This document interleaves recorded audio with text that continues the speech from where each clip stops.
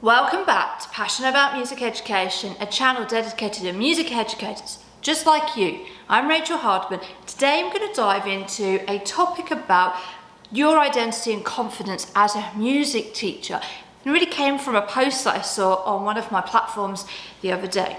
And the teacher was saying, I am a band director, but in my new role I've been asked to teach choir. I feel so overwhelmed, I feel out of my depth. Should I even be taking this position? Can I do it? How do I help my students when I'm not an amazing singer? To be honest, it was a very fair statement and one that I've heard many times from music educators and felt myself, because let's be honest, when we go to university and study, we have come through the school system, we go for 3 or 4 years, we maybe specialise in one instrument and maybe a couple of styles of music, because that's all the time that we really get at university is that kind of programme.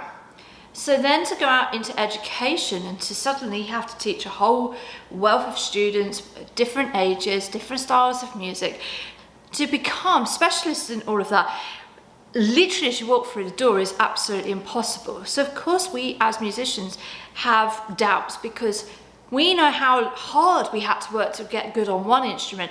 So, and the skill that we've had and the teachers that we've had and the university lecturers that we've had. So there is that limiting belief that, oh, it took us this long to be good at playing the clarinet or, being a band director. I couldn't possibly go and be a choir director without doing the same amount of work. And what we need to remember is that although we may be a specialist in one area of music, a lot of those skills are transferable. So if you're finding yourself in this position, you are not alone. Every single one of us feels a little overwhelmed at times, particularly when we're asked to do new music teaching, new music skills, run new ensembles that are out of our comfort zone. So my 3 tips for today are: 1, rely on the fact that the skills you already have in your specialist area are transferable. If you go for a new position, and I've had this in myself, where suddenly the standard of music in the programme is so much higher, or you've been asked to run new groups, and you get this like, can I do this? I might not be good enough, I might not be able to run this. And actually once you get there and you start working with the students, and you understand where they're at and what level they're at, music that they've played before, the musical styles that they like, you really do rely on your already existing skills to transfer into this new position. And you'll be surprised at how quickly you learn that. When you start teaching, and I'm sure that for those of you who've been teaching for a long time now, you now as an educator probably have many skills that you didn't even have when you walked through the door on your first position. I knew nothing about music software. I didn't study that at university. And then you're having to teach music technology, sound engineering, rigging up a PA system, working with theatre lights. The list goes on and on. You'll be surprised at what skills that you learn on the job as you're going. And this actually, truthfully, is the same for many professions. You don't necessarily walk into a profession with all the information before you've even started. So I think because musicians, we work so hard to play those pieces perfectly, that there's this limiting belief that we put on ourselves from what we've heard from our teachers and university lecturers and the people we've been around, is that unless you do it to this really, really high level, it's not good enough. And that's not the case. And we need to be much kinder to ourselves as musicians. Tip number 2 is you are going to have to embrace trial and error and step into that fear and step into the unknown and experiment. And to be honest, experimenting is learning how to get better for yourself and how to help your students better as musicians and how to help them advance.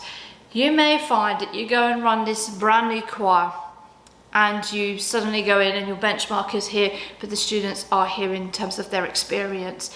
But that's okay. How would you know? You're new to the role. So if you suddenly find the piece doesn't work, that's okay. Go and find a new piece, or go and get advice from other teachers on how they worked on that piece. What did they do? How did they break it down?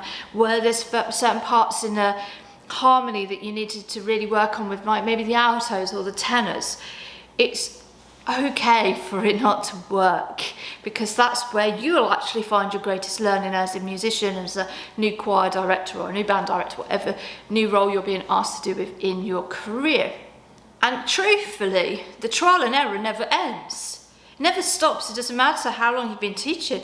You'll still, pick a piece that you think is absolutely perfect for your band, for your classroom lessons, for your orchestra, and the students absolutely hate it, or they cannot play it, or suddenly you go, wow, that section there is just too rhythmically challenging for this group at this stage. And that you could be 25 years into your career and still come across these issues. We are always having to experiment. We've always got that trial and error.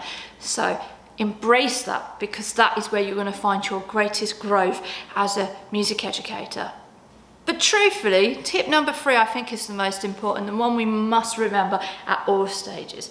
Regardless of your experiences running a brand new choir, whether you're not a confident singer, whether you haven't had professional training, whether you're not a confident accompanist, none of that matters. Because truthfully, you could be all of those. You could be the very best of the best. But if you can't come in and be relatable to the students, you can't come and bring some enthusiasm and some humour into the classroom for them to actually enjoy spending that time with you, whether it's a timetabled lesson during the school day, or for many people it's an after school or lunchtime activity, those students aren't going to come. They want to, if they're giving up their time, they want to get a sense of joy from being in the choir or from the band.